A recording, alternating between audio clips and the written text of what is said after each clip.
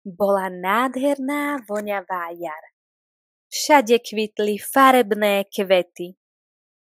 Pri jazierku stála mama kačka aj so svojimi 4 malými kačiatkami. Len nedávno sa vyliahli z vajíčka a všade cúpkali za maminou. Dnes sa však rozhodla, že je ten správny čas, aby sa naučili plávať. Milé moje deti, spoznali ste už život na súši. Teraz by som vám rada ukázala život na vode. My kačky vieme veľmi dobre plávať a budete to vedieť aj vy. Ukážem vám, ako na to, povedala láskavo a začala kráčať k vode. Malé kačičky ju nadšene počúvali. Hurá, hurá! Dnes sa naučíme plávať, vykríklo jedno kačiatko nadšene. Už dlho sa na to teším, kričalo druhé. Tretie veselo skákalo a výskalo od radosti. Len to štvrté zostalo smutné a ani sa nepohlo z miesta. Volalo sa Pierko. Poďte za mnou, moje kačičky, tu budeme pomaly vchádzať do vody. Potom rozcvičíte nožičky a začnete poriadne kopkať, učila ich mama kačka. Všetkým sa to podarilo na prvý krát. To je paráda, my plávame, začali vykríkať malé kačky od radosti. Kopkali malými nôžkami a plavili sa po jazierku sem a tam. Mamička si všimla, že vo vode sú len 3 kačky. Chýba nám Pierko, vykríkla vystrašene a rýchlo sa pozrela na breh. Pierko zostal na brehu, musíme sa za ním vrátiť, rozkázala mamička a už aj boli pri ňom.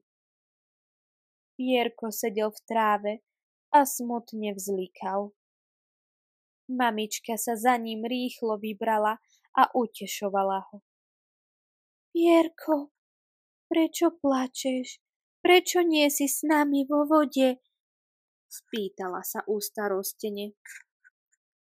Keď ja sa bojím vody, dostal zo seba smutne. Prečo sa bojíš? Veď si kačiatko. Kačiatká predsa plávajú vo vode, upokojovala ho mamička. Ale ja nevidím na dno. Čo keď už nedočiahnem, zľaknem sa a utopím sa, nariekal. Zatiaľ som nevidela ani jednu kačku, ktorá by sa topila. Nemáš sa čoho báť a na dno vôbec nemusíš vidieť. Stačí, keď budeš veriť sám sebe, svojmu úžasnému telu, ktoré bolo na to stvorené. A hlavne buď stále pokojný. Skús sa tešiť na to, ako sa budeš so svojimi súrodencami naháňať vo vode. Bude sa ti to nakoniec veľmi páčiť, povzbudzovala ho mamička. Pierko sa usmial na mamičku a spýtal sa. Pôjdeš do vody so mnou? Samozrejme, som tu pre teba vždy, odvetila mama kačka a usmiala sa. Ostatné kačičky zatiaľ čakali vo vode na bračeka a povzbudzovali ho. Pierko sa nadýchol, predstavil si, ako sa spolu všetci hrajú na jazere a odvážne kráčal do jazierka. Voda bola studenšia, ako čakal, ale ani toho neodradilo, lebo ho mamička povzbudila, aby pokračoval. Začal kopkať nohami a zrazu Na hladine modrého jazierka plávalo ďalšie malé kačiatko. Bol to odvážny Pierko. Dokázal som to, radoval sa. Ja plávam!